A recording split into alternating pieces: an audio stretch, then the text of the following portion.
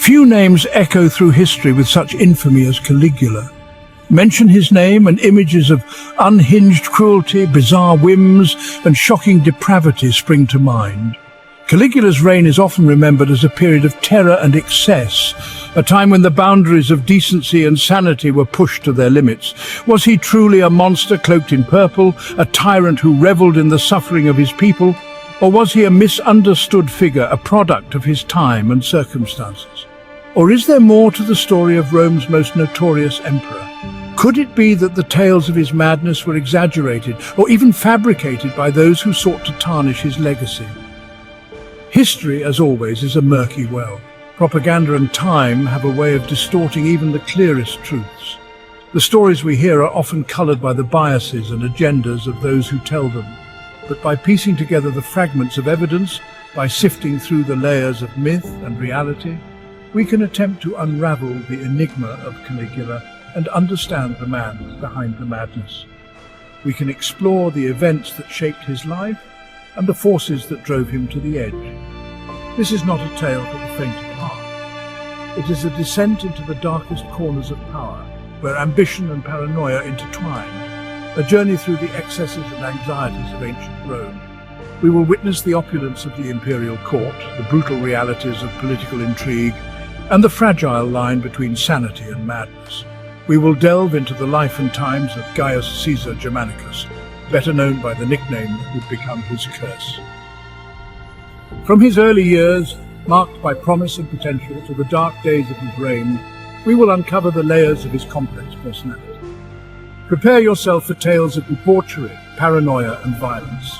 The stories of Caligula's excesses are legendary, from his lavish banquets to his cruel punishments. The Roman Empire, at its height, was a place of both dazzling brilliance and unsettling darkness. It was a world where power was absolute, and the line between ruler and tyrant was often blurred, and Caligula in many ways embodied this duality. He was a man of contrasts, capable of both great generosity and unspeakable cruelty. Our story begins not with the roar of a lion or the clash of gladiators, but with the whispers that followed Caligula even in life. Whispers that spoke of his eccentricities, his unpredictable behavior, and his insatiable desire for power. Whispers that painted him as a monster, a madman, a threat to the very fabric of Roman society. These whispers grew louder with each passing year, fueled by fear and fascination. But were these whispers justified? Was Caligula truly the villain history has made him out to be? Or was he a victim of his own circumstances? To answer that, we must travel back to the beginning, to the birth of an emperor and the seeds of his tumultuous reign. We must explore the world he was born into, the influences that shaped him, and the events that led to his rise and fall. Gaius Julius Caesar Augustus Germanicus. The name itself carries the weight of destiny, a lineage steeped in the blood and glory of Rome. From the very beginning, the young Gaius, better known by his nickname Caligula, was enveloped in the grandeur and brutality of the Roman Empire. His family name was synonymous with power, conquest, and the relentless pursuit of dominance.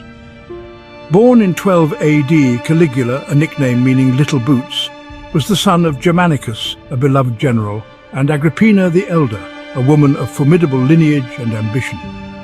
His early years were marked by the adoration of the Roman legions, who saw in him the promise of his father's greatness.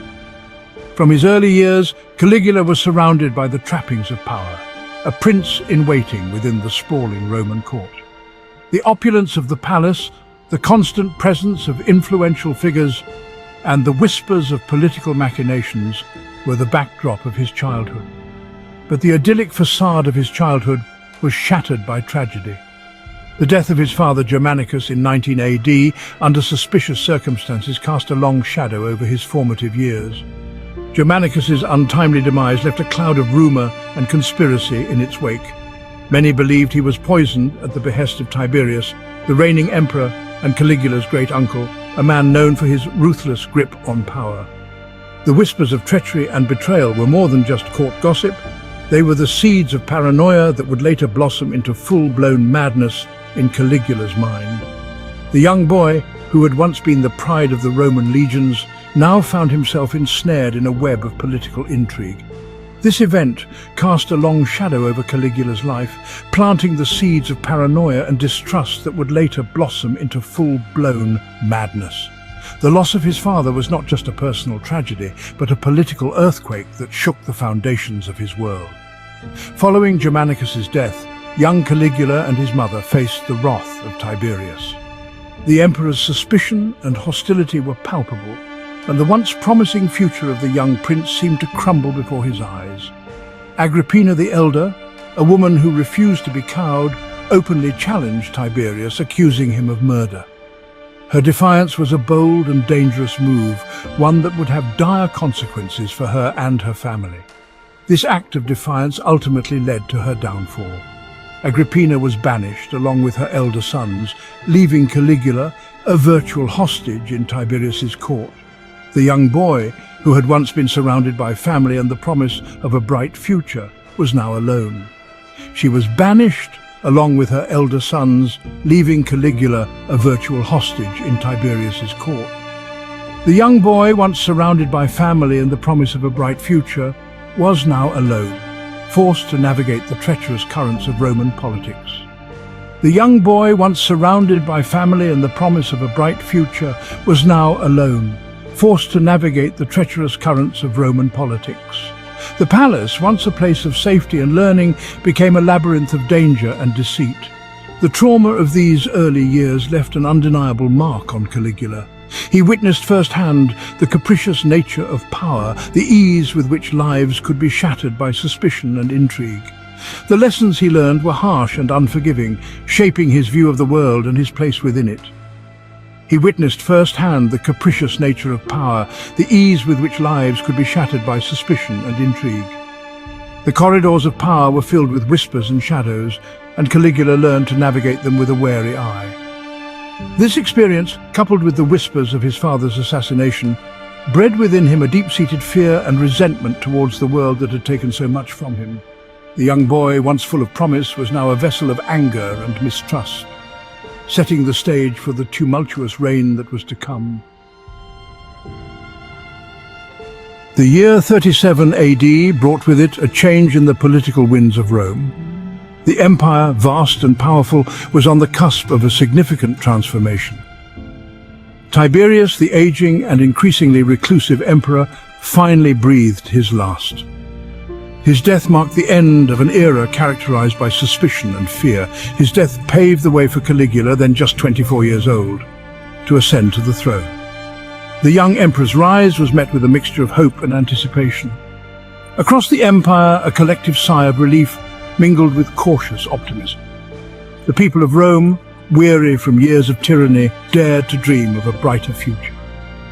Tiberius's later reign had been marked by paranoia and executions, a stark contrast to the glory days of Augustus.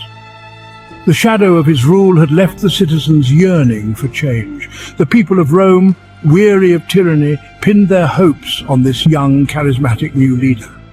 They believed that Caligula, with his fresh perspective, could restore the empire's former glory. And in the early days of his reign, Caligula did not disappoint. His initial actions and policies were met with widespread approval and enthusiasm. He possessed a certain magnetism, a star power that drew people to him. His presence was electrifying, and he quickly became a beloved figure among the masses. He was tall and handsome, with piercing blue eyes and a disarming smile. His physical appearance only added to his allure, making him a figure of fascination and admiration. He could be charming and witty, a captivating orator who knew how to work a crowd. His speeches were filled with promises of prosperity and renewal, resonating deeply with the people. Caligula understood the need to win the favor of the masses.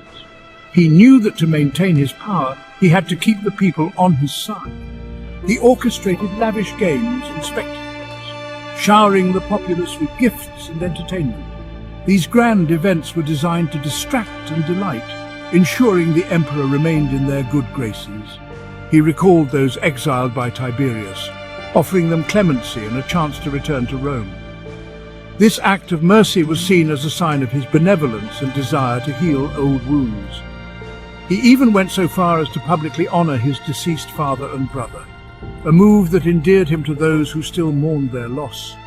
These gestures of respect and remembrance struck a chord with the populace. For a brief, shining moment, it seemed as though Rome had found its saviour.